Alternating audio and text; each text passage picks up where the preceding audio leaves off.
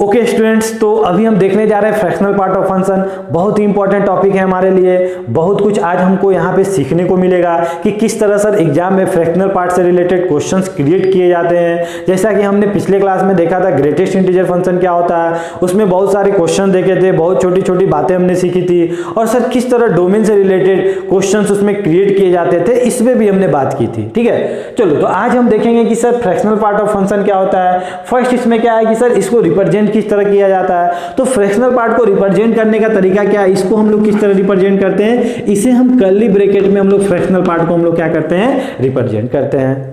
ठीक है ना।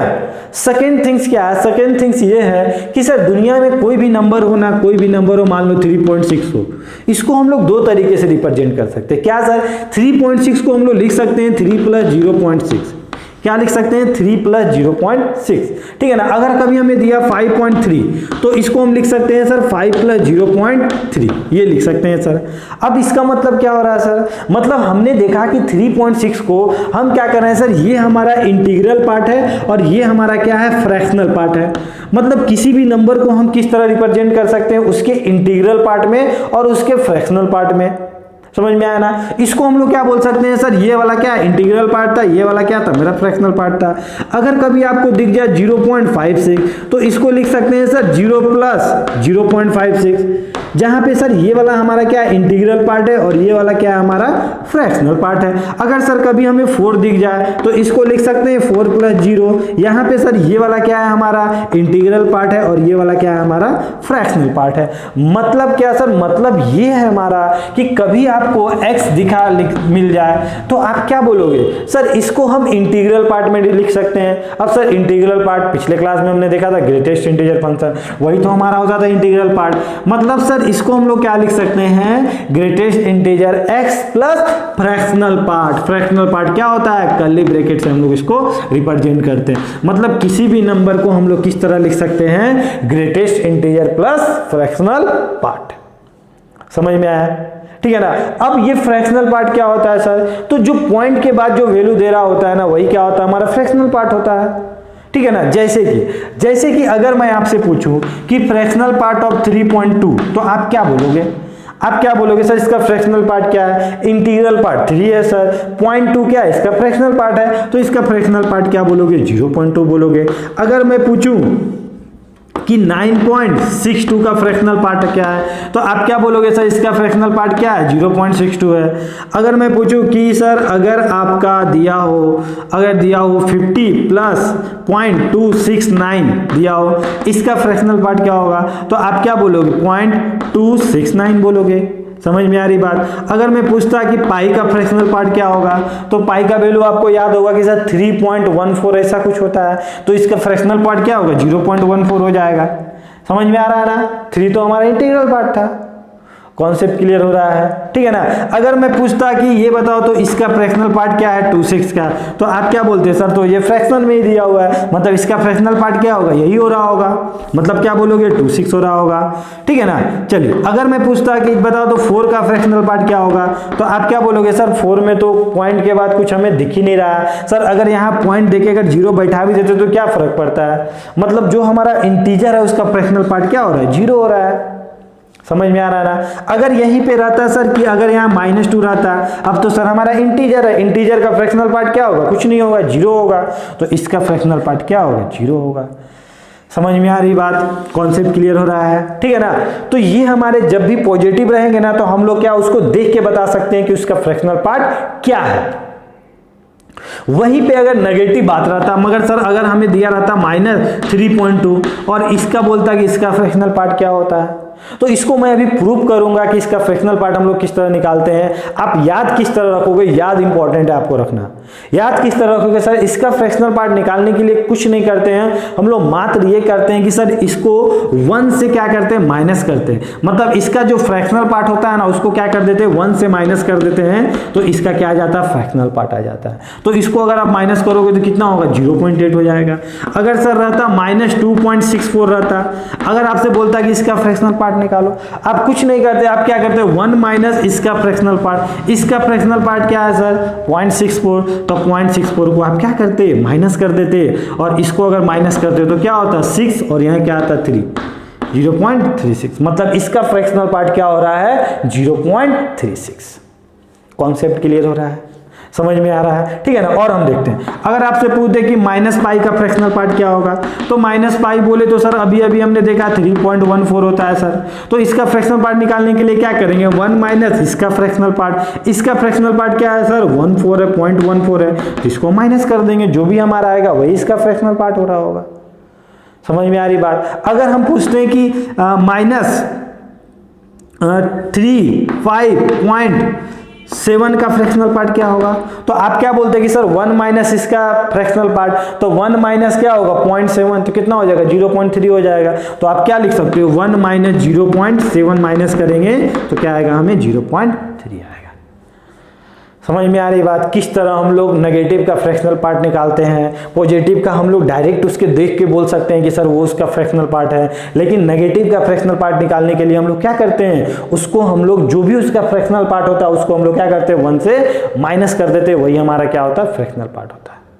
समझ में आई बात, ठीक है ना। एक और हम लोग लास्ट देख लेते हैं, अगर बोलता है कि -26.37 इसका फ्रैक्शनल पार्ट क्या होगा, तो आप क्या बोलते हैं 1 माइनस क्या बोलते हैं सर 0.37 होगा सर।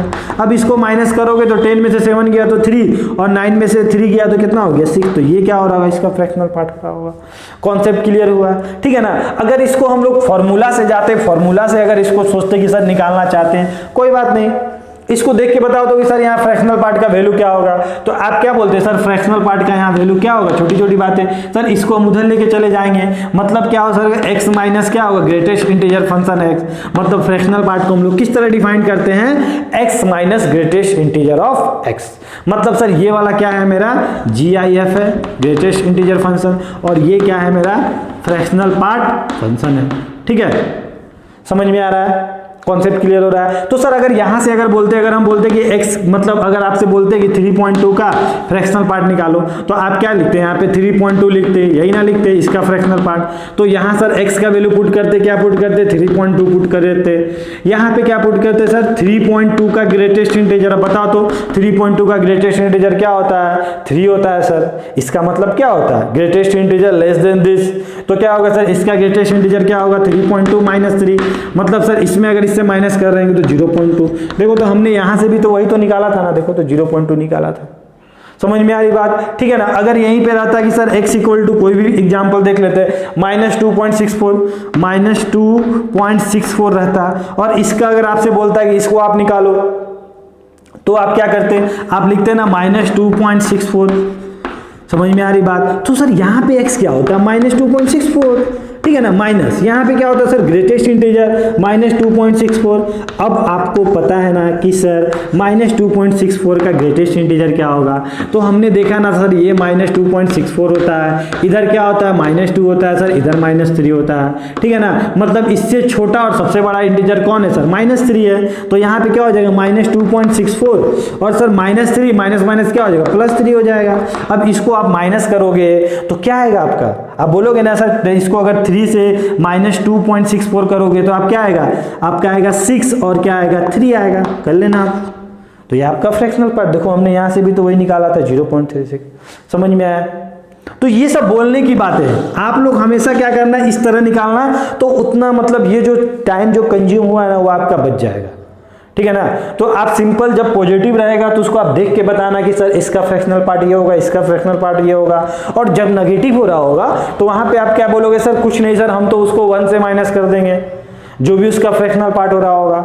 कॉन्सेप्ट क्लियर हुआ, ठीक है ना। अगर आपसे पूछते हैं कि फ्रैक्शनल पार्ट ऑफ -0.3 क्या होगा सर, तो आप क्या बोलते हैं कि सर 1 माइनस इसका फ्रैक्शनल पार्ट, तो इसका फ्रैक्शनल पार्ट क्या है 0.3, मतलब 0.3 है सर, तो इसको अगर आप माइनस करोगे तो क्या होगा 0.7 होगा, मतलब इसका फ्रैक्शनल पार्ट जो हो रहा होगा वो क्या हो रहा होगा 0.7 हो रहा होगा। कॉन्सेप्ट क्लियर हुआ, समझ में आया।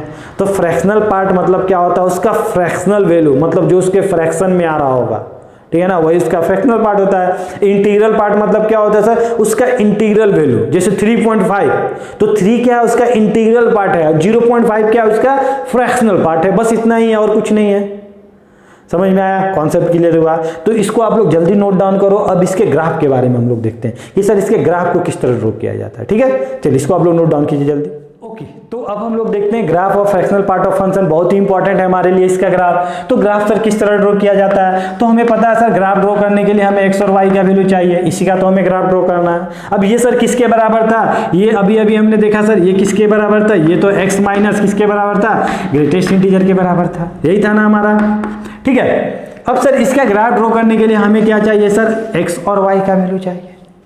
अब आपको पता है कि सर जब भी हमारा ग्रेटेस्ट इंटीजर होता है इक्वेशन में, तो हम लोग जो x की वैल्यू पुट किया करते हैं वो इंटरवल में लेते हैं, ठीक है ना। तो अगर x की वैल्यू अगर आप आज x की वैल्यू अगर आप 0 से लेकर 1 लिया करते, सोचो तो 0 से 1 अगर इसमें पुट किया करते, ऑब्वियसली ग्रेटेस्ट इंटीजर में हम लोग पुट करेंगे, यहाँ तो पुट करेंगे नहीं, तो इसमें अगर 0 से 1 के बीच में अगर आप x की वैल्यू पुट करते तो ये क्या देता है, आप क्या बोलते सर, ऑब्वियसली 0 देगा, 0.50 0.90, मतलब सर ये वाला वैल्यू क्या दे रहा होगा सर, x माइनस 0 दे रहा होगा। अगर वहीं आप x की वैल्यू अगर आप क्या पुट करते, 1 से लेकर 2 पुट किया करते, तो क्या होता है सर 1.1 1.2 1.3 कुछ भी सर आप पुट कर लो, ये क्या देगा, हमेशा 1 देगा, मतलब यहां पे क्या आ रहा होगा, x माइनस 1 आ रहा होगा। अगर आपसे पूछते हैं कि x की वैल्यू क्या पुट कर रहे हो, 2 से लेकर 3 तक पुट कर रहे हो, तो क्या देगा सर, x माइनस 2 देगा। समझ में आ रहा, सिमिलरली नीचे आते जाएगा। अगर ऊपर में बात करते तो क्या होता है सर, अगर x की वैल्यू आज अगर हम लोग -1 से लेकर 0 तक पुट किया करते तो क्या होता सर, देखो क्या होता है, तो -1 और 0 के बीच में कोई वैल्यू आप बताओ, मान लो -1 और 0.5 पुट करते तो यहाँ क्या होता, सोचो तो x माइनस अगर हम पुट करते -0.5, तो सर इसका ग्रेटेस्ट इंटीजर क्या हो जाता है, आप क्या बोलते हैं सर, ऑब्वियसली सर -1 होगा, इसका वैल्यू क्या होगा, -1 होगा, और ये दोनों माइनस माइनस क्या हो जाता है, x+1 हो जाता है, मतलब ये क्या देता है सर, हमें x+1 देता है। सिमिलरली अगर ऊपर में देखते हैं एक और वैल्यू देख लेते हैं, अगर x की वैल्यू अगर हम बोलते हैं -2 से लेकर -1 तक, तो क्या बोलते हैं सर, ऑब्वियसली x+2 होगा यहाँ पे, ठीक है ना। उसी तरह ये ऊपर चला जाएगा। तो इसका ग्राफ अगर बनाने के लिए अगर हम सोचते हैं तो क्या करेंगे सर, एक्स एक्सिस और वाई एक्सिस करेंगे, यही लिखेंगे ना। ये हमारा मान लो अगर 1 है, ये हमारा 2 है, ये हमारा 3 है और ये हमारा 4 है, ठीक है ना। सिमिलरली ये हमारा क्या था, -1, ये हमारा -2, ये हमारा -3, ठीक है। ये वाला मान लो हमारा क्या है, अगर हम मान लेते ये हमारा 1 है और ये वाला क्या है, -1 है, ये क्या है 2 है और ये -2, ठीक है। चलो अब हम देखते हैं, देखो ध्यान से देखो यहाँ पे क्या बोल रहा है, मतलब y इक्वल टू क्या है हमारा x है, कब, जब x की वैल्यू हमने 0 से 1 तक लिया तो हमें क्या मिला, y इक्वल टू x मिला। अब y equal to x graph क्या होता है sir, y equal to x graph हमें पता है सर ये ग्राफ होता है, लेकिन सर हम इस पूरे ग्राफ से तो मतलब नहीं है, हमें किससे मतलब है, हमें सर उस दिन से मतलब है जब हमने x 0 से 1 तक पुट किया था, उसी दिन ये ग्राफ मिला था y इक्वल टू x। समझ में आ रहा है ना। तो जिस दिन सर हमने 0 से लेकर 1 तक पुट किया हमें क्या मिला, y equal to x graph मिला, मतलब सर इतना ही दूर से मतलब है। और 1 को हमने पुट नहीं किया था, मतलब सर 1 में क्या होगा सर, व्हाइट बॉल होगा, 1 को तो हमें लेना नहीं है, ठीक है, इसको हमको लेना है। समझ में आ रहा है। और सर ये सब ग्राफ हमारे लिए कोई काम का नहीं है, क्योंकि ये वाला तो हमारे x में था ही नहीं, ठीक है ना। अगर आप जिस दिन x की वैल्यू 1 से लेकर 2 तक पुट किए तो आपको कौन सा ग्राफ मिला, y equal to x minus 1, और y equal to x minus 1 का क्या होगा सर, -1 बोले तो सर इंटरसेप्ट क्या है, नीचे है, नेगेटिव है, और सर स्लोप क्या है यहाँ, पॉजिटिव है, मतलब सर ऑब्वियसली सर इसका ग्राफ जो हो रहा होगा क्या हो रहा होगा, इंटरसेप्ट -1, मतलब सर ये वाला इसका ग्राफ हो रहा होगा, यही हो रहा होगा। लेकिन सर हमें आज यहाँ से तो मतलब नहीं है पूरे ग्राफ से, हमें किससे मतलब है सर, हमने 1 और 2 के बीच में वैल्यू पुट किया था तो हमें तो उतना ही ग्राफ से मतलब है। मतलब सर हमने क्या देखा सर, हमने 2 को तो हमने लिया नहीं था, समझ में आ रहा है ना, 2 को तो हमने लिया नहीं था, तो वहां पे मैंने क्या दे दिया, डॉट बोल दे दिया, ठीक है। चलो अब क्या होगा सर, 2 से लेकर 3 x minus 2, obviously sir x minus 2 यहाँ पे कट कर रहा होगा और ये वाला ग्राफ ऐसा चला जा रहा होगा और ये वाला क्या हो रहा होगा, ऐसा हो रहा होगा। मतलब आपको समझ में आ गया ना सर, इसका नेचर हमेशा क्या हो रहा है, इस टाइप का हो रहा है। अगर हम लोग नेगेटिव में बात करें तो -1 से 0 क्या होगा सर, x+1, इंटरसेप्ट क्या है आज, पॉजिटिव 1 है, और स्लोप क्या है सर, पॉजिटिव है, ऑब्वियसली सर इसका जो ग्राफ हो रहा होगा यही हो रहा होगा।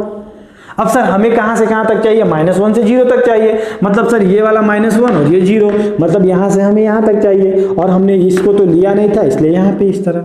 मतलब आपको क्या दिख रहा है कि सर यहां पे कोई इंसान है जो क्या लिया है, एक लॉलीपॉप लेके खड़ा है, ठीक है ना। मतलब इस टाइप का जो ग्राफ बन रहा है इसी को हम लोग क्या बोलते हैं, फ्रैक्शनल पार्ट का ग्राफ, जहां पे ये क्या है सर, हमारा 1 है, जहां पे हमारा 1 कभी नहीं हो रहा है, जहाँ पे फ्रैक्शनल पार्ट का वैल्यू कभी हमारा 1 नहीं हो रहा, मतलब फ्रैक्शनल पार्ट का वैल्यू कहाँ से कहाँ तक लाई कर रहा है, 0 से लेकर 1 तक लाई कर रहा है। समझ में आया? सोचो ना, अगर 4 का फ्रैक्शनल पार्ट क्या होगा, 0। 1 का फ्रैक्शनल पार्ट क्या होगा, 0। कभी किसी का फ्रैक्शनल पार्ट 1 हो सकता है क्या, नहीं होगा ना।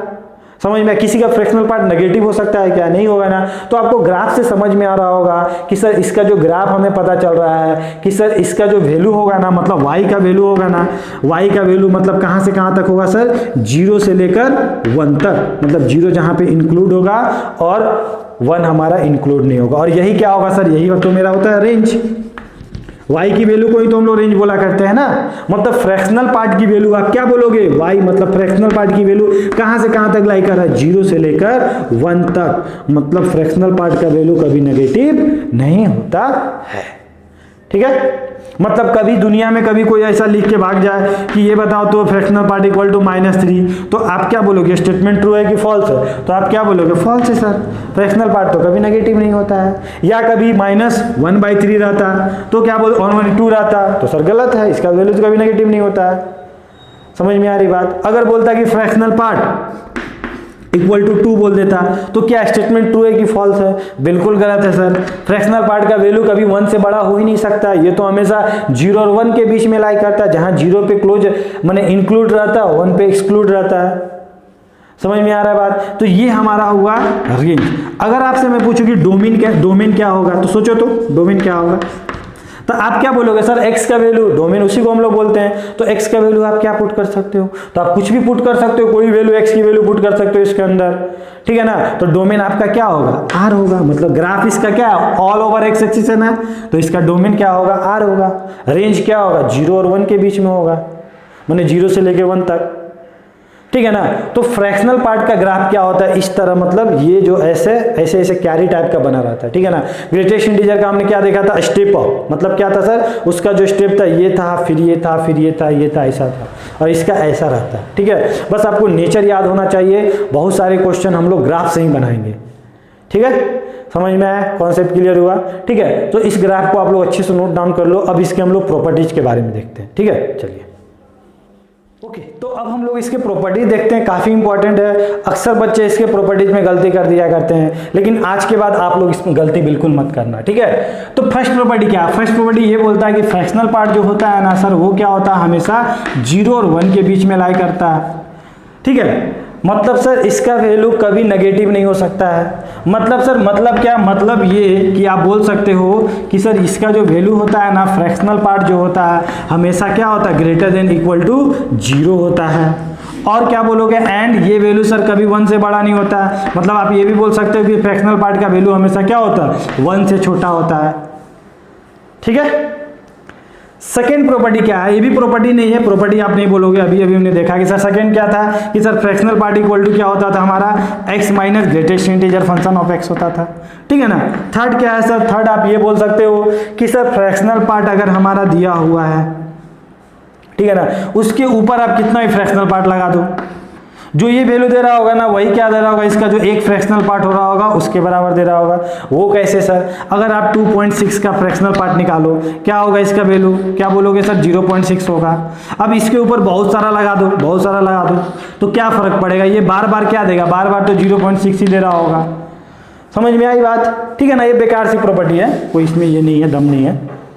ठीक है, फोर्थ प्रॉपर्टी क्या बोलता है, फोर्थ प्रॉपर्टी ये बोलता है कि अगर फ्रैक्शनल पार्ट प्लस में क्या दिया हुआ, माइनस फ्रैक्शनल पार्ट दिया हो, ठीक है, ये दिया हुआ हो, तो हमने देखा था ग्रेटेस्ट इंटीजर के केस में कि sir greatest integer equal to क्या होता है, माइनस ग्रेटेस्ट इंटीजर, ये था हमारा। ठीक है ना, -x था, तो इसका दो वैल्यू होता था सर। एक क्या होता था, जब हम लोग इंटीजर देखते थे, इंटीजर पे ये क्या देता था सर, 0 देता था। एक बार हम क्या देते थे, x नॉट इंटीजर, तब ये वैल्यू क्या देता था, -1 देता था। सिमिलरली यहाँ पे भी दो बात होगा कि सर जब एक बार क्या होगा, x इंटीजर हो रहा होगा और एक बार x नॉट इंटीजर हो रहा होगा, तो जब सर x इंटीजर होता है ना, तो ये वैल्यू क्या देता है, 0 देता है, और जब x नॉट इंटीजर होता है तो ये क्या देता है, हमेशा 1 देता है। वहाँ -1 और यहाँ पे 1। अब सर इसको थोड़ा दिखा दीजिए तो अच्छा रहेगा, देख लेते हैं ना। अगर मान लो आपसे बोले कि अगर आप x की वैल्यू अगर 3 पुट करो तो यहाँ पे चलो देखो पुट करो, फ्रैक्शनल पार्ट ऑफ 3 प्लस -3, तो क्या होगा, आप इसका वैल्यू क्या, इसका फ्रैक्शनल पार्ट क्या होगा 0, इसका फ्रैक्शनल पार्ट क्या होगा 0, मतलब ये वैल्यू क्या दिया 0 दिया। मतलब कोई भी इंटीजर लोगे वहाँ पे क्या देगा 0 देगा, 0 + 0 क्या होगा 0 होगा। अगर हम बोलते हैं कि नहीं आज हम क्या लेंगे, x की वैल्यू 2.6 ले रहे थे, ठीक है, तो 2.6 पुट करके देखो क्या होगा, 2.6 का फ्रैक्शनल पार्ट प्लस -2.6, इसका वैल्यू क्या होगा सर, इसका फ्रैक्शनल पार्ट क्या होगा 0. क्या बोलोगे सर 6 होगा। यहाँ पे सर हमने माइनस के लिए क्या देखा था, इसी तरह आप लोग याद रखना माइनस के लिए क्या देखा था 1 माइनस उसका फ्रैक्शनल पार्ट, तो 1 माइनस इसका फ्रैक्शनल पार्ट क्या है सर 0.6 है, और ये वाला क्या हो गया कट गया, और इसका वैल्यू कितना आया 1 आया। हमेशा यही हो रहा होगा सर, ऐसा ही कुछ आएगा। ठीक है, समझ में आया, कॉन्सेप्ट क्लियर हुआ। ठीक है, तो फिफ्थ प्रॉपर्टी क्या है, फिफ्थ प्रॉपर्टी हमारा ये बोलता है कि अगर आपको फ्रैक्शनल पार्ट के अंदर कभी इंटीजर मिल जाए तो क्या होगा सर, जहां पे ये n क्या है हमारा, n हमारा क्या है इंटीजर है। ठीक है, तो फ्रैक्शनल पार्ट के अगर अंदर इंटीजर मिल जाए तो सर आपने देखा था कि ग्रेटेस्ट इंटीजर में क्या होता था, तो उसमें हमने देखा था कि अगर इसके अंदर इंटीजर मिलता था तो ये n को बाहर फेंकता था और अपना क्या करता था, दरवाजा बंद कर लेता था, यही करता था ना। या माइनस भी होता था तो भी यही होता था। ठीक है, फ्रैक्शनल पार्ट क्या करता है सर, वो फ्रैक्शनल पार्ट ना इसके इंटीग्रल पार्ट जो होते हैं ना, इंटीग्रल वैल्यू उसको क्या करता है, खा जाता है। मतलब क्या सर, आज जो x + n है ना, तो ये वैल्यू क्या देगा, x के बराबर दे रहा होगा, माने फ्रैक्शनल पार्ट ऑफ x हो रहा होगा।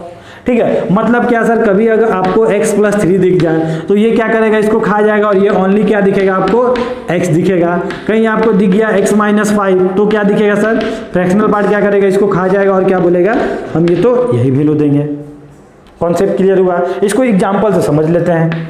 अगर आपको दिया हो कभी, अगर आपको दिया हो x की वैल्यू मान लो 3.5 दिया हो, ठीक है, तो 3.5 का फ्रैक्शनल पार्ट आप क्या बोलोगे, सोचो तो 0.5 होगा सर। ठीक है ना, ये वैल्यू किसके बराबर होगा, ये अगर 3.5 को अगर लिखते आप, अगर आप लिखते 2 मान लो, अगर लिखते 3 + 0.5, ठीक है, तो ये क्या करता है, फ्रैक्शनल पार्ट इसको खा जाता है और क्या लिखता है 0.5 का फ्रैक्शनल पार्ट, और 0.5 का फ्रैक्शनल पार्ट क्या होता है 0.5 ही होता है। मतलब आप ये बोलो या ये बोलो, बात तो बराबर है। समझ में आया, कॉन्सेप्ट समझ में आया। ठीक है, तो ये हमारे छोटे छोटे प्रॉपर्टीज हैं, और भी इंपॉर्टेंट प्रॉपर्टीज हैं, उसको हम लोग देखते हैं। ठीक है, तो इसको आप लोग वीडियो को पॉज करके नोट डाउन कर लो। अब हम लोग नेक्स्ट देखते हैं। तो नेक्स्ट हमारा प्रॉपर्टी है, सिक्स प्रॉपर्टी क्या है, बहुत ही इंपॉर्टेंट प्रॉपर्टी है हमारे लिए ये वाला, वेरी वेरी इंपॉर्टेंट। ठीक है, तो ये प्रॉपर्टी क्या बोलता है कि अगर आपको कभी फ्रैक्शनल पार्ट = 0 लिखा हुआ दिख जाए तब क्या समझोगे, मतलब क्या सर, फ्रैक्शनल पार्ट क्या है 0 है। अब फ्रैक्शनल पार्ट 0 कब होता है, तो कब 0 होता है, जब सर हम लोग इंटीजर पुट किया करते हैं 1 2 3 4 5 -1 -7 -100। मतलब सर जिस दिन हम लोग x की वैल्यू क्या पुट करते हैं, इंटीजर पुट करते हैं, ये वैल्यू क्या होता है हमारा, क्या बोलोगे कि सर फ्रैक्शनल पार्ट हमारा क्या होता है 0 होता है। ठीक है, वहीं अगर आपसे पूछ लिया जाता कि फ्रैक्शनल पार्ट कब > 0 होगा, तो आप क्या पढ़ के रखे हो, आप तो यही पढ़ के रखे हो कि सर फ्रैक्शनल पार्ट क्या होता है हमारा > 0 होता है सर। तब x की वैल्यू क्या होती है, आप क्या बोलते हो सर, x का वैल्यू और रियल नंबर होता है, ये बोलते हो ना। लेकिन आज क्या बोल के रखा है कि फ्रैक्शनल पार्ट > 0 होना चाहिए, = 0 नहीं होना चाहिए। तो सर ये = 0 कब होता था, तो आप क्या बोलोगे सर, फ्रैक्शनल पार्ट = 0 कब होता था सर, तो आप क्या बोलोगे सर, इंटीजर पे 0 होता था, यही बोलोगे ना। = 0 कब होता था, तो आप क्या बोलोगे सर, x जब क्या होता था, इंटीजर होता था, तब हमारा क्या होता था, फ्रैक्शनल पार्ट 0 होता था। मतलब सर आज इसी को तो हमें नहीं लेना है, मतलब फ्रैक्शनल पार्ट = 0 नहीं लेना है। समझ में आ रहा है बात, तो क्या लेना है सर, तो x का वैल्यू क्या बोलोगे सर, x का वैल्यू आप कुछ भी ले लेना और रियल नंबर, लेकिन कभी इंटीजर मत लेना, क्योंकि इंटीजर पे क्या हो जाता है, = 0 हो जाता है, और यहाँ पे 0 तो होल्ड कर नहीं रहा है। समझ में आया, कॉन्सेप्ट क्लियर हुआ। ठीक है, चलो क्या है 7th प्रॉपर्टी, काफी इंपॉर्टेंट प्रॉपर्टी है। 7th प्रॉपर्टी क्या बोलता है, ये बोलता है कि अगर अभी हमने देखा कि सर x = क्या होता था, इंटीग्रल पार्ट प्लस क्या होता था, फ्रैक्शनल पार्ट होता था, ये भी हमने देखा। ये क्या होता था सर, मेरा इंटीग्रल पार्ट होता था, ये क्या होता था सर, हमारा फ्रैक्शनल पार्ट होता था। ठीक है, मतलब सर आज इसको और कुछ नाम दे देते हैं। ग्रेटेस्ट इंटीजर को क्या बोलते हैं कि क्या है सर, n है, और इस फ्रैक्शनल पार्ट को क्या बोले, f है। मतलब क्या बोले सर कि x = क्या है सर, मेरा n + f है, जहाँ पे n इंटीग्रल पार्ट है और f क्या है हमारा फ्रैक्शनल पार्ट है। मतलब कि सर अगर हम बोलते हैं कि अगर इफ फ्रैक्शनल पार्ट = मेरा क्या है, f है, समझना, अगर हम बोले कि fractional part equal to F है तो तुम्हारा x क्या था, तो x क्या बोलोगे, x sir n plus F था, यही ना बोलोगे। अगर फ्रैक्शनल पार्ट हमारा f था, समझना उल्टा है, यहाँ पे कंफ्यूज करते हैं बच्चे लोग, ठीक है ना। अगर f क्या था मेरा, फ्रैक्शनल पार्ट था, f क्या था मेरा, फिर से बोलते f क्या था मेरा, फ्रैक्शनल पार्ट था। देखो f equal to fractional part है ना, तो सर x क्या था, तो x क्या रहा होगा सर, x क्या रहा होगा, n प्लस एफ रहा होगा, यही ना बोलोगे। समझ में आ रहा है। तो क्या है सर, ये वाला काफी इंपॉर्टेंट है हमारे लिए कि फ्रैक्शनल पार्ट इक्वल टू अगर f दिया और रहता है तो x क्या होता है, x n प्लस एफ होता है। क्योंकि जिस दिन आप ये वाला n प्लस एफ अगर इसके अंदर डालोगे तो n को क्या करेगा, ये खा जाएगा और क्या दे देगा, f दे देगा।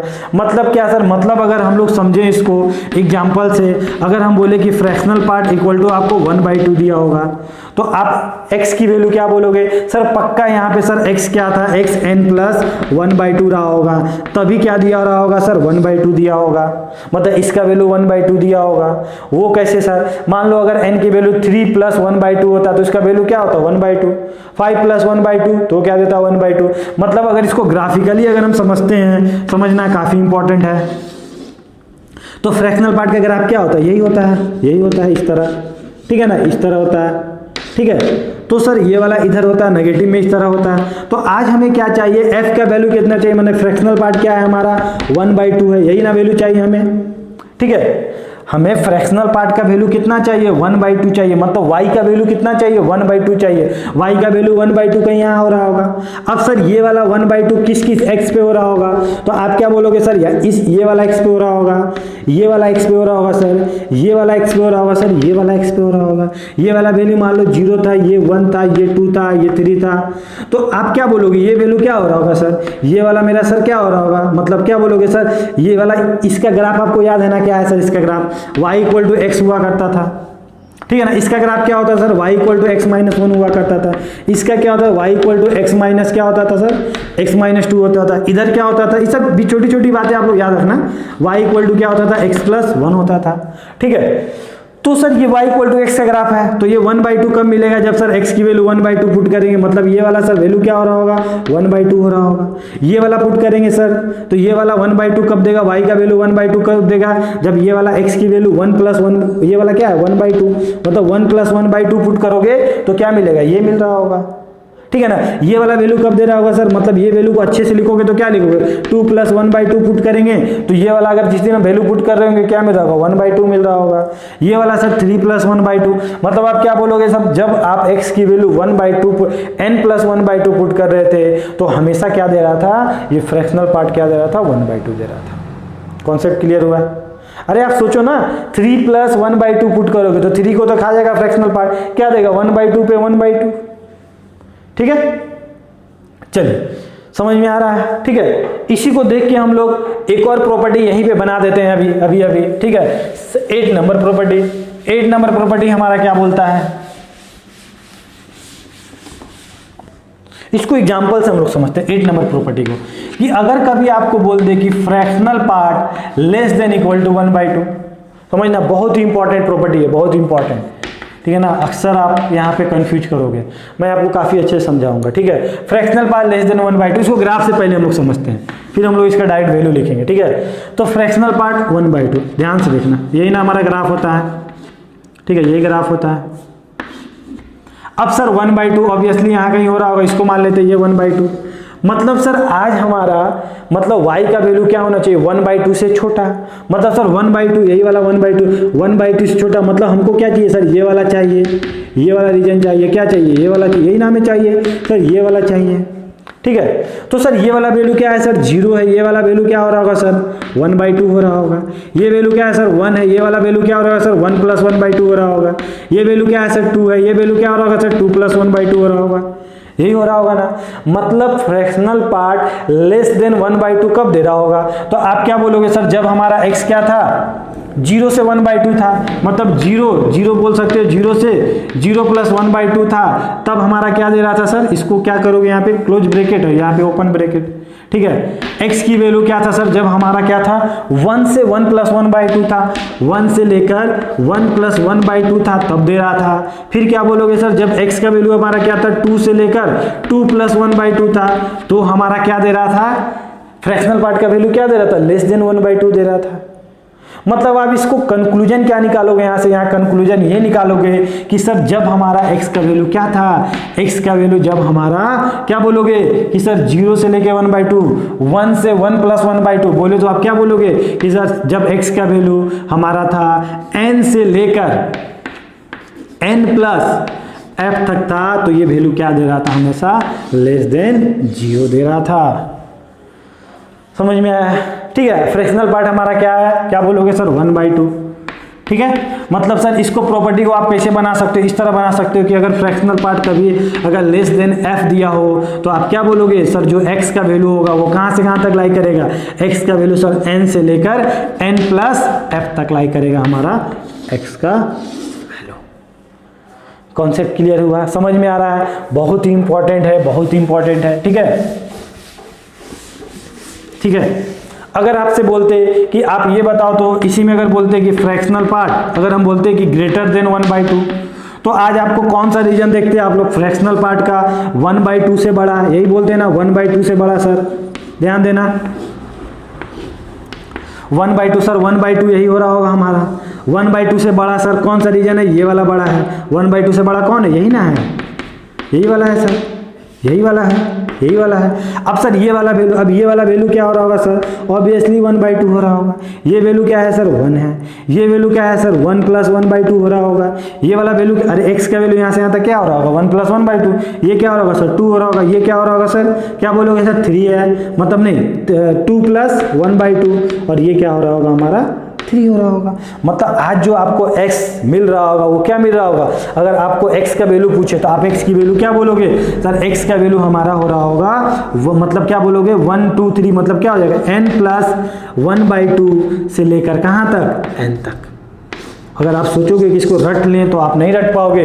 मतलब कंक्लूजन क्या निकला कि अगर फ्रैक्शनल पार्ट अगर ग्रेटर देन f हो, मतलब क्या ग्रेटर देन f हो, तो हम कहां से स्टार्ट कर रहे हैं, यहां से यहां जा रहे हैं, मतलब यहां से यहां जा रहे हैं। और जब लेस देन था तो हम क्या किए, इसके नीचे गए, मतलब यहां से यहां तक गए, तो यहां से यहां तक गए मतलब n, यहां क्या बोलोगे, इसको क्या बोलोगे, यहां से यहां तक गए मतलब समझना, यहां से यहां तक गए मतलब n से लेके n + f तक गए।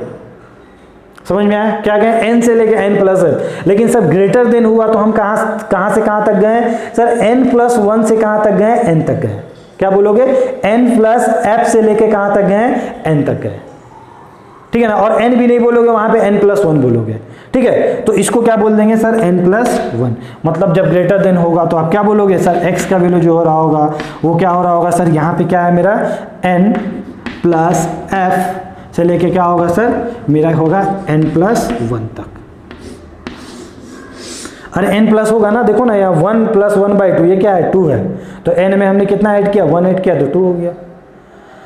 समझ में आया, कॉन्सेप्ट क्लियर हुआ। ठीक है, तो ये हमारे छोटे छोटे प्रॉपर्टी थे जो काफ़ी इंपॉर्टेंट थे। अब इस पे कुछ क्वेश्चन देखते हैं और कुछ समझते हैं, तो इसको आप लोग अच्छे से नोट डाउन कर लो। क्वेश्चन देखते हैं हम लोग।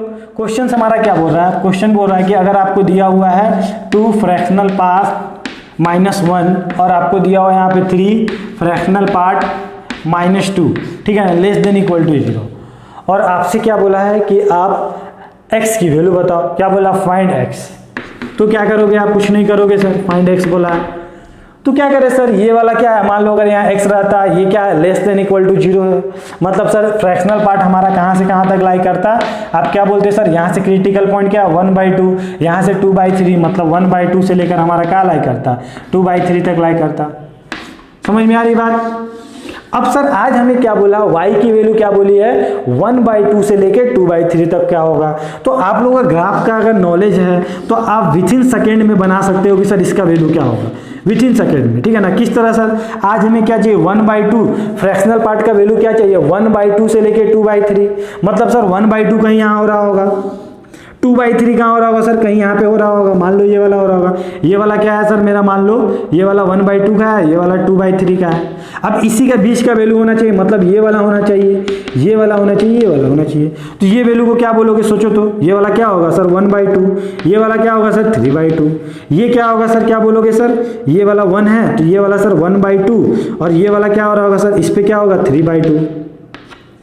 समझ में आया। अब इसको थोड़ा अच्छे से लिखोगे तो क्या लिखोगे, यहाँ पे क्या बोलोगे सर 1 + 1/2, ये क्या होगा सर 1 + 3/2, यहाँ पे क्या होगा सर सिमिलरली यहाँ क्या होगा 2 होगा और यहाँ 3 हो रहा होगा, मतलब ये क्या 2 + 1/2 और 2 + 2/3, मतलब फाइनली जो x की वैल्यू लिखोगे आप क्या बोलोगे सर, जो x का वैल्यू हो रहा होगा वो क्या हो रहा होगा सर n + 1/2 से लेकर n + 3/2। समझ में आया, कॉन्सेप्ट क्लियर हुआ। तो इस तरह ग्राफ का मदद से आप निकाल सकते हो इसे, ठीक है। चलो नेक्स्ट क्वेश्चन देखते हैं। नेक्स्ट क्वेश्चन हमारा है सेकंड क्वेश्चन। सेकंड क्वेश्चन भी काफी अच्छा है कि अगर आपको बोला है कि y = दिया हुआ है, इफ y = ग्रेटेस्ट इंटीजर, काफी कॉमन क्वेश्चन है, और आपको बोला है समेशन, यहाँ पे फ्रैक्शनल पार्ट, यहाँ पे बोला x + r/200, ठीक है। और यहाँ पे क्या बोला r का वैल्यू आज क्या बोला 1 से लेकर 200, और आपसे क्या बोला फाइंड dy/dx निकालो। तो फर्स्ट ऑफ ऑल क्या बोलोगे सर, पहले पाई बता दो। ये तो आज बहुत गंदा टाइप का दिख रहा है हमें, अच्छा नहीं दिख रहा है सर। इसको पहले सिंपल फॉर्म में y का वैल्यू निकाल लो x के टर्म में, उसके बाद हम डिफरेंशिएट कर देंगे, ठीक है ना। चलो देखते हैं किस तरह होगा। तो ये क्या है ग्रेटेस्ट इंटीजर। अब यहाँ पे r का वैल्यू कहाँ से कहाँ तक जा रहा है 1 से लेकर 200 तक। अब r का वैल्यू कहाँ पुट करोगे, ऑब्वियसली यहाँ पुट करोगे, यही तो हमारा वेरिएबल है। तो क्या बोलोगे सर x प्लस क्या बोलोगे 1 पुट करोगे, फिर क्या बोलोगे x प्लस क्या पुट करोगे 2 पुट करोगे, डॉट डॉट डॉट क्या पुट करोगे x + 200 पुट कर रहे होगे, ठीक है। और 200 क्या होगा, बार बार नीचे में आ रहा होगा, मतलब टोटल में हमने एलसीएम ले लिया तो क्या हो गया 200 हो गया। यहाँ क्या होगा ग्रेटेस्ट इंटीजर, ठीक है ना। आपको पता है कि सर ये जो फ्रैक्शनल पार्ट होता है ना, इंटीग्रल वैल्यू क्या जाता है खा जाता है, मतलब यहाँ पे क्या दिखेगा सर 1 को खा जाएगा, मतलब फ्रैक्शनल पार्ट x दिखेगा। यहाँ पे क्या दिखेगा, यहाँ पे भी x दिखेगा, यहाँ पे क्या दिखेगा सर ऑब्वियसली यहाँ पे डॉट डॉट डॉट क्या दिखेगा x। अब सर फ्रैक्शनल पार्ट x कितने बार आपको दिख रहा होगा, तो आप क्या बोलोगे सर 200 टाइम्स।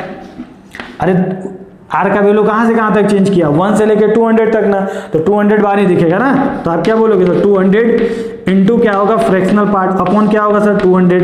ये सर इसको मारा, समझ में आया। तो y = क्या हो गया सर, y = हमारा हो गया fractional part, sorry greatest integer plus fractional part.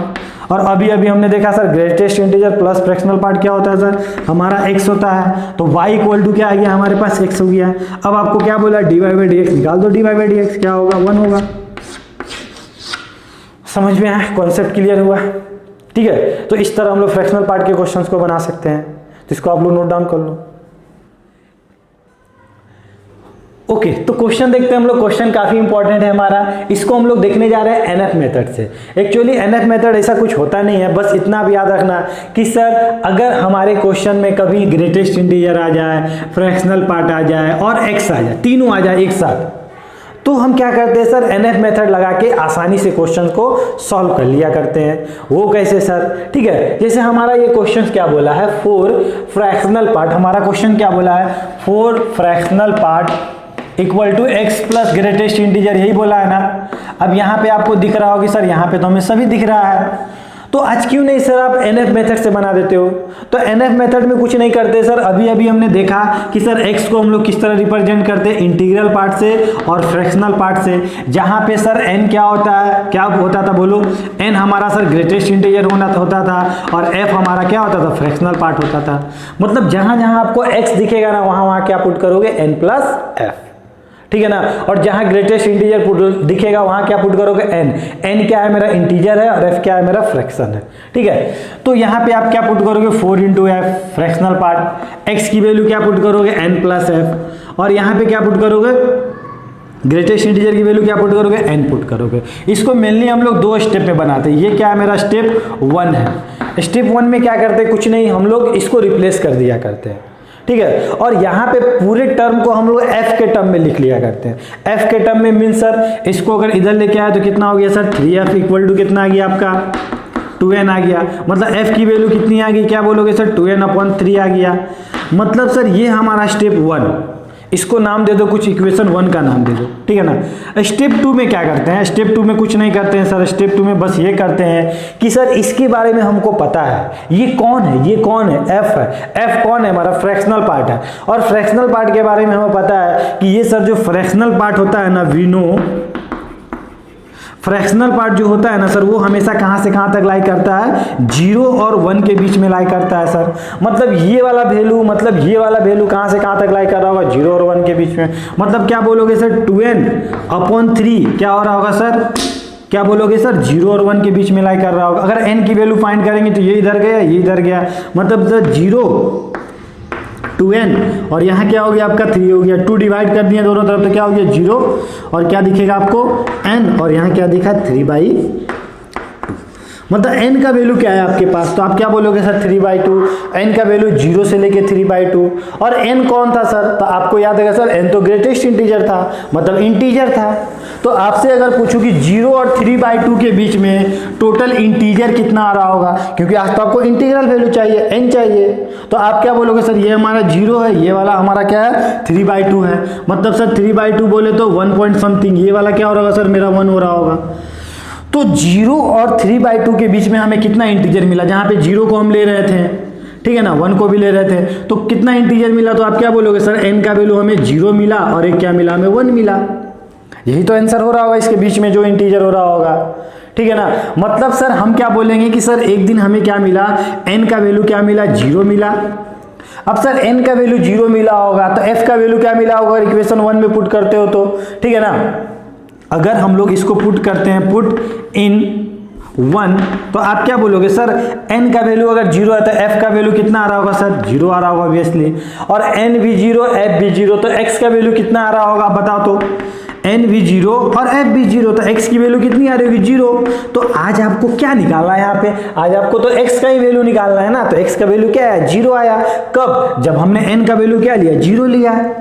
एक बार n का वैल्यू क्या आएगा सर, n का वैल्यू एक बार 1 आएगा, फिर हम क्या करेंगे सर, इसको पुट करेंगे इन 1 में पुट करेंगे, तो 1 में अगर पुट करेंगे सर तो f का वैल्यू क्या आएगा, सोचो तो f का वैल्यू सर, जब हमने n यहाँ क्या पुट किया 1 पुट किया, तो f का वैल्यू कितना है सर 2/3 आ गया है। तो हमें क्या निकालना था, हमें तो x निकालना था, तो x क्या होता है सर, हमें पता है n प्लस f होता है।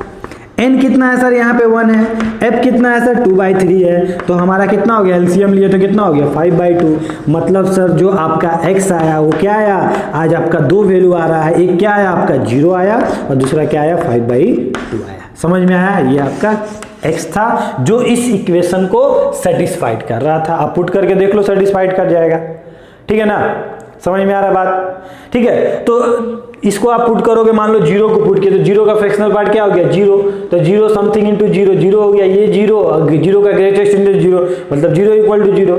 5/2 पुट करके देखो, 5/2 का फ्रैक्शनल पार्ट कितना हो जाएगा, सोचो 5/2 को क्या लिख सकते हैं 2 पॉइंट समथिंग लिख सकते हैं, ठीक है। तो उसको जब आप मल्टीप्लाइड करोगे और इधर वैल्यू पुट करोगे तो वो दोनों LHS इक्वल टू RHS आ जाएगा, ठीक है। आप लोग पुट कर लेना, ठीक है। सेकेंड क्वेश्चन देखते हैं हम लोग, सेकेंड क्वेश्चन क्या है, ठीक है। तो इसको आप लोग वीडियो को पॉज करके नोट डाउन कर लीजिएगा, ठीक है।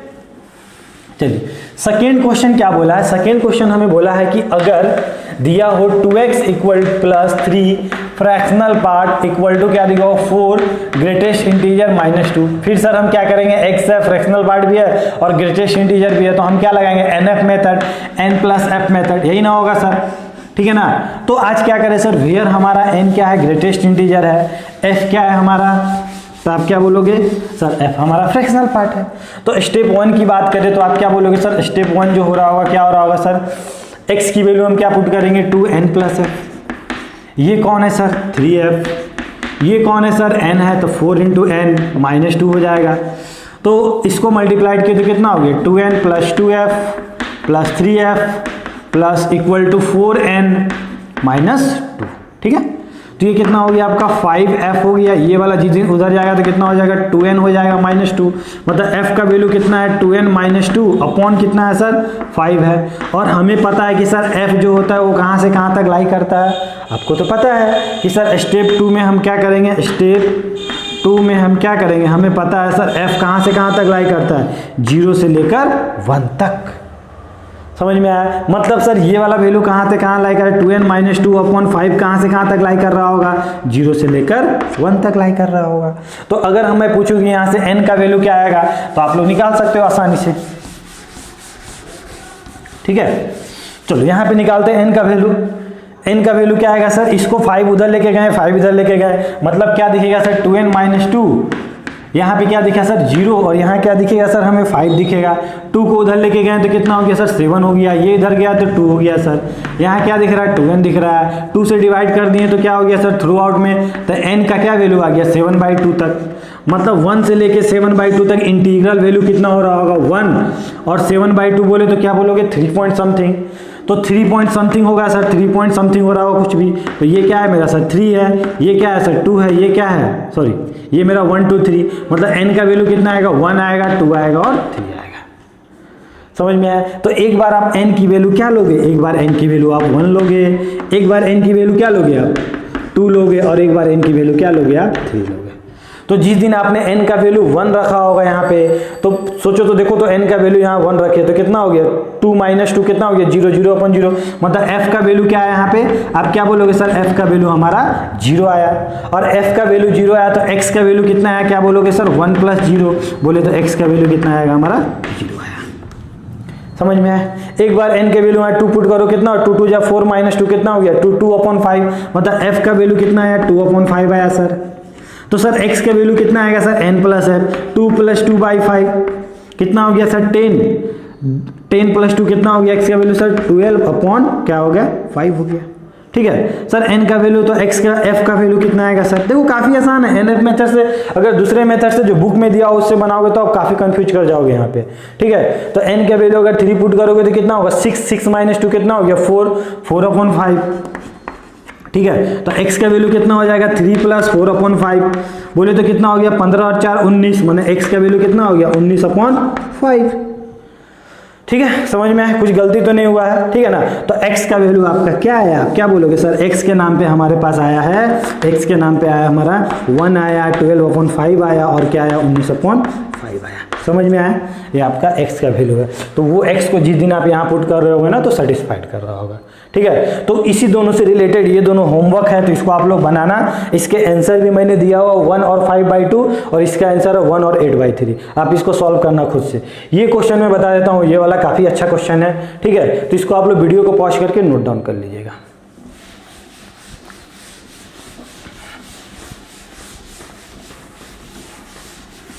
क्वेश्चन हमारा क्या है, क्वेश्चन आज हमारा बोल रहा है कि अगर आपको 2 क्या दिया हुआ है यहाँ पे, sorry x² - 4x plus greatest integer plus 3 = 0 दिया हुआ है, तो आपसे क्या बोला है x की वैल्यू निकालो।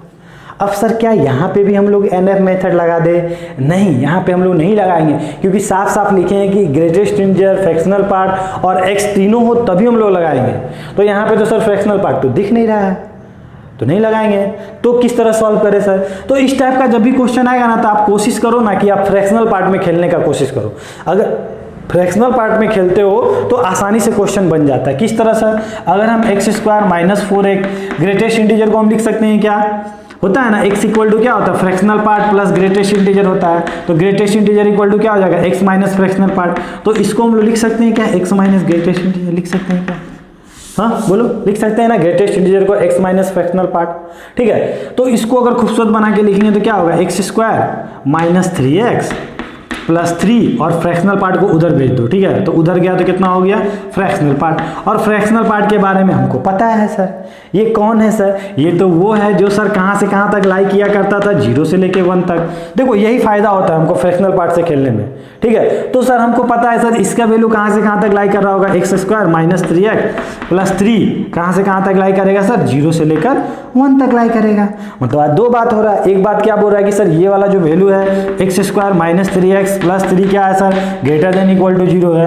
एक बात क्या बोला है सर, ये वाला वैल्यू <1 है, मतलब x² - 3x प्लस 3 क्या है सर हमारा <1 है, मतलब x² - 3x ये वाला इधर आया तो कितना हो गया 2 <0 है। ठीक है, समझ में आ रही बात। ठीक है, तो यहाँ पे क्या करें सर, तो यहाँ पे आपको दिख रहा होगा सर, इसका अगर d का वैल्यू निकालेंगे तो क्या होगा सर b² बोले तो -3 का होल स्क्वायर माइनस 4ac मतलब क्या हो जाएगा सर, ये कितना हो जाएगा 9 हो जाएगा सर, और ये वाला 4 × 3 हो जाएगा, मतलब सर ये लेस देन 0, और डी हमारा क्या है लेस देन 0, और ये वाला वैल्यू क्या है पॉजिटिव है, मतलब सर इसका जो ग्राफ बन रहा होगा ये क्या बन रहा होगा ऊपर ऊपर बन रहा होगा। अरे इसका लीडिंग कोएफिशिएंट क्या है पॉजिटिव है, और डी लेस देन 0 मतलब ग्राफ तो यही बन रहा होगा। अब सर एक्स की वैल्यू आप कुछ भी पुट कर दो, ये तो हमेशा पॉजिटिव रहेगा, मतलब यहाँ से एक्स का वैल्यू क्या आएगा आर आएगा, जो काफी बेकार होगा। ठीक है ना। चलो अब यहाँ पे देखते हैं, इसको अगर फैक्टराइज करोगे तो x - 2 और क्या आएगा सर x माइनस क्या आएगा x - 2 और x - 1 आ रहा होगा। ठीक है, लेस देन 0 मतलब x का वैल्यू क्या आ रहा होगा सर, क्या बोलोगे सर 1 और 2 के बीच में हमारा क्या आ रहा होगा x आ रहा होगा। ठीक है, चलो ठीक है ना। अब ये क्या बोला कि हम जो x देंगे ना वो कहां से कहां तक देंगे, हम तो 1 और 2 के बीच में ही देंगे, मतलब 1.2 देंगे, 1.5 देंगे, 1.3 देंगे। ठीक है, लेकिन क्वेश्चन हमारा क्या है ग्रेटेस्ट इंटीजर के टर्म में है, तो यहां पे बच्चे क्या करते हैं यही आंसर लिख के आ जाते हैं, जो हमारा आंसर नहीं है ये। अब इसके बाद और हमें फाइट मारना पड़ेगा, अगर यहां से यहां तक अगर हमारा x हो रहा होगा तो इसके अंदर अगर ग्रेटेस्ट इंटीजर डालोगे तो आप क्या डालोगे, अगर यहां से यहां तक का कोई भी वैल्यू x डालते हो वहां पे, ठीक है ना, तो आपको ग्रेटेस्ट इंटीजर क्या देगा, आपको हमेशा तो 1 ही देगा। मतलब इतने दूर में आप कंक्लूजन क्या निकाले कि सर ग्रेटेस्ट इंटीजर का जो वैल्यू था ना वो क्या था 1 था। समझ में आ रहा है, क्या था सर 1 था, मतलब इसका वैल्यू क्या था सर हमारा 1 था। वो कहां से पता चला, यहां से पता चला, क्योंकि x का वैल्यू कहां से कहां तक होना चाहिए 1 से लेकर 2 तक, और 1 से 2 में कुछ भी डालते हैं इसके अंदर ये क्या देगा हमेशा 1 देगा। मतलब आप क्या बोलोगे सर ये जो हमारा इक्वेशन आया x² - 4x x² - 4x plus क्या है सर ये 1 है प्लस 3 = 0, मतलब सर x² - 4x प्लस क्या है हमारा सर 4 = 0, मतलब सर ये वाला क्या है सर x - 2 का होल स्क्वायर = 0, मतलब सर x - 2 = 0, मतलब x = क्या आ रहा होगा हमारा 2 आ रहा होगा। मतलब यहां से जब हमने सॉल्व किया तो x का वैल्यू क्या आया 2 आया। अब ये यहां से क्या आया था x का वैल्यू, ये क्या बोला कि हम तो 1 और 2 के बीच में रहेंगे। अब तो सर हमारा आंसर x का वैल्यू 2 आ गया, तो ये दोनों आपस में टकरा गया, बोला भाई ये बोला कि हम तो यहां से यहां रहेंगे और ये बोला हम 2 रहेंगे, तो हम क्या बोलेंगे यहाँ पे नो सॉल्यूशन सर, क्योंकि दोनों अगर इसको लेते हैं तो वो गुस्सा हो जाएगा, उसको लेते तो ये गुस्सा हो जाएगा। मतलब यहाँ पे सर दोनों का अगर इंटरसेक्शन लेते हैं तो आप क्या बोलोगे सर यहाँ पे नो सॉल्यूशन। अगर इसके बीच में हमारा x आता तो वो क्या होता हमारा आंसर होता, और आज नहीं आया इसका मतलब वो आंसर नहीं है।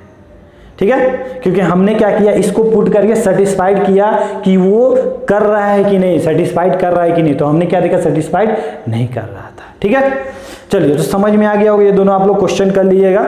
अब नेक्स्ट क्लास में हम लोग डोमेन से रिलेटेड क्वेश्चन देखेंगे कि फ्रैक्शनल पार्ट में अगर डोमेन से रिलेटेड क्वेश्चन आते हैं तो हम लोग किस तरह से सॉल्व करते हैं। ठीक है, चलिए तो आप लोग इसको अच्छे से नोट डाउन कर लीजिए और सारे क्वेश्चंस को सारे कंसेप्ट को फिर से आप लोग प्रैक्टिस कीजिए, तभी आप लोग अच्छे से सीख पाओगे।